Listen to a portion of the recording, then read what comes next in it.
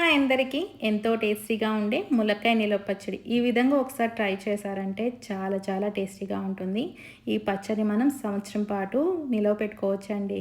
Taste అయితే అద్దిరిపోద్ది. ఈ సీజన్లో మనకి ములక్కాయలు ఎక్కువగా దొరుకుతూ ఉంటాయి కదా, ఇలా తెచ్చుకొని చక్కగా పచ్చడి పెట్టేసుకోండి. టేస్ట్ అయితే అద్దిరిపోద్ది. దీనికోసం ఒక 5-6 ములక్కాయలను తీసుకోండి. వీటిని మనం కొంచెం పెద్ద సైజు ఉన్న ములక్కాయలు తీసుకోండి.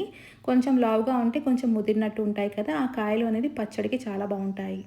ఒక మిక్సింగ్ బౌల్లో ఒక 200 గ్రాముల దాకా చింతపండుని వేసుకొని, చింతపండు మునిగేదాకా వాటర్ని వేసుకొని దీన్ని ఒక అరగంట పాటు నానపెట్టేసేసుకోండి. నానిన చింతపండుని చేత్తో బాగా మెత్తగా పిసికేసి తర్వాత చిల్లులు గిన్నెలోకి ఈ చింతపండు అంతా వేసేసుకొని చక్కగా చింతపండు గుజ్జంతా నీట్గా తీసుకోండి. అవసరమైతే ఒక టీ గ్లాస్లో సగం వరకు కొద్దిగా వాటర్ వేసుకొని నీట్గా గుజ్జునంతా సపరేట్ చేసుకోవాలండి. ఎక్కువగా వాటర్ వేయకూడదు. చింతపండు గుజ్జులో ఎక్కువగా వాటర్ పోయకూడదండి. మనకి పచ్చడి అనేది అస్సలు నిల్వ ఉండదు. మనం తక్కువ వాటర్తోనే చక్కగా చింతపండు గుజ్జుని ఈ విధంగా తీసుకోవాలండి. తీసుకున్న గుజ్జుని స్టవ్ మీద పెట్టేసేసుకొని సిమ్లో ఒక 5-10 నిమిషాల పాటు ఉడికించేసేసుకోండి. కన్సిస్టెన్సీ మనకి ఈ విధంగా తయారవుతుందండి. తర్వాత దీంట్లోనే ఒక 3-4 టేబుల్ స్పూన్ల సాల్ట్ వేసుకోండి. నేనైతే నార్మల్ సాల్టే యూస్ చేస్తున్నానండి. మీరు కనుక కల్లుప్పు యూస్ చేసేటట్లయితే చక్కగా దీంట్లో వేసేసుకోవచ్చు. దీన్నంతా కూడా బాగా మిక్స్ చేసేసుకొని ఒక 5-10 నిమిషాల పాటు సిమ్లో పెట్టి ఉడికించేసేసుకోండి. కన్సిస్టెన్సీ మనకి ఇంకొంచెం దగ్గర పడుతుందండి. ఈ విధంగా ఉంటుంది. ఇప్పుడు స్టవ్ అనేది ఆఫ్ చేసేసుకొని ఇప్పుడు వేరొక బర్నర్ మీద బాండిని పెట్టేసేసుకోండి. దాంట్లో ఒక 200-250 గ్రాముల దాకా శనగ నూనె వేసుకోండి. శనగ నూనె అనేది మీడియంగా హీట్ అయ్యాక ఈ ములక్కాయ ముక్కలని వేసేసుకొని సిమ్లో పెట్టుకొని జస్ట్ మనకి ములక్కాయ అనేది మెత్తగా ఫ్రై అయ్యేంత వరకు ఫ్రై చేసుకోండి. ఎక్కువగా ఫ్రై చేయకూడదండి. సాఫ్ట్గా ఉంటే సరిపోతుంది. చూడండి, ఇలా సాఫ్ట్గా ఉండేటట్టు చూసుకోండి. ములక్కాయ అనేది చక్కగా ఇలా విడిపోతూ ఉంటుంది. ఇదే మనకి కరెక్ట్ కన్సిస్టెన్సీ. దీనంతా కూడా తీసుకొని వేరొక బౌల్లోకి తీసేసుకోండి. తర్వాత ఉన్న ములక్కాయలన్నీ కూడా ఇదే విధంగా ఫ్రై చేసేసుకోవాలండి. తర్వాత ఇదే నూనెలో ముందుగా పోపు దినుసులన్నీ కూడా ఈ విధంగా వేసుకొని ఫ్రై చేసుకోండి. ముందుగా శనగపప్పు, జీలకర్ర, ఆవాలు, ఒక 10-20 దాకా చిన్నుల రెబ్బలు, 4-5 ఎండుమిర్చి, దీంట్లో గుప్పెడంత కరివేపాకు, కొద్దిగా ఇంగువ వేసుకోండి. దీంట్లోనే ఒక 1/4 టేబుల్ స్పూన్ దాకా పసుపుని వేసేసుకొని ఈ మిశ్రమాన్ని అంతా కూడా మిక్స్ చేసేసుకోండి. 1 నిమిషం పాటు వేగిపోయాక స్టవ్ ఆఫ్ చేసేసుకోండి.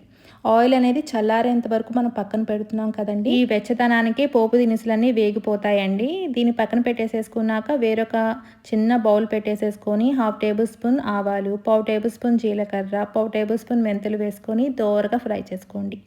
ఇవి పూర్తిగా చల్లారనిచ్చేసి మిక్సీ జార్లోకి వేసుకోండి.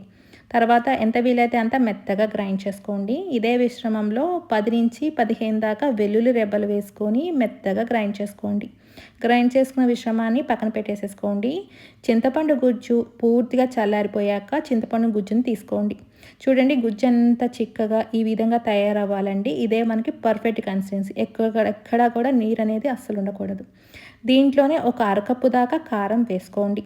ఇప్పుడు దీన్నంతా కూడా బాగా మిక్స్ చేసేసుకోండి. ఎక్కడ కూడా ఉండలు లేకుండా సాఫ్ట్గా అయ్యేంత వరకు మిక్స్ చేసేసుకోండి. చూడండి, కన్సిస్టెన్సీ ఈ విధంగా అయిపోయాక దీంట్లోనే మనం ఇందాక గ్రైండ్ చేసి పెట్టుకున్న వెల్లుల్లి ముద్ద ఉంది కదా, దాన్ని ముందుగా వేసుకోండి. వెల్లుల్లి ముద్ద కూడా ఈ పచ్చళ్ళు అంతా కలిసే విధంగా బాగా మిక్స్ చేసేసుకోవాలండి. తర్వాత దీంట్లోనే మనం వేయించి పెట్టుకున్న ములక్కాయలు కూడా వేసేసుకోండి. తర్వాత దీనంతా కూడా మళ్ళీ ఒకసారి మిక్స్ చేసేసుకొని మనం ఇందాక పోపు దినుసులన్నీ వేయించి పెట్టుకున్నాం కదా, ఆ మిశ్రమాన్ని కూడా దీంట్లోకి వేసుకొని మొత్తానంతా మిక్స్ చేసేసుకోండి. దీంట్లో మనం వేసిన ఆయిల్ అనేది కరెక్ట్గా సరిపోతుందండి. ఎక్కువగా యాడ్ చేసుకోవాల్సిన పని లేదు. మనం చెక్ చేసుకోవాల్సిందల్లా ఉప్పు, కారం మాత్రమే అండి. ఇలా బాగా కలిసిపోయాక పోపు దినుసులు కూడా చక్కగా వేసుకొని బాగా మిక్స్ చేసేసుకోండి. చూస్తుంటేనే నోరూరిపోతుంది కదా. పోపు వేయకముందే ఎంత బాగా ఉందో కదా, పోపు వేసాకైతే ఇంకా అదిరిపోద్దండి. వాసన అయితే సూపర్గా ఉంటుంది. దీనంతా ఇలా మిక్స్ చేసేసుకొని ఎయిర్ కంటైనర్లో మనం ప్రిజర్వ్ చేసుకోవచ్చండి. ఇలా చేసుకున్న ఈ పచ్చడి చాలా చాలా రుచిగా ఉంటుంది.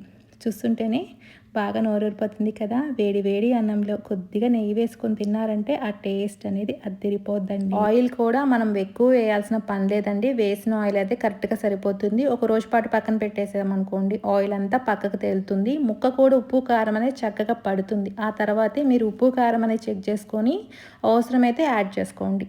చూడండి ముక్క కూడా చక్కగా ఊరి ఏ విధంగా ఉందో ఈ వీడియో చూసి మీరు కూడా ట్రై చేసి ఎలా వచ్చిందో కామెంట్ చేయండి. And thank you for watching.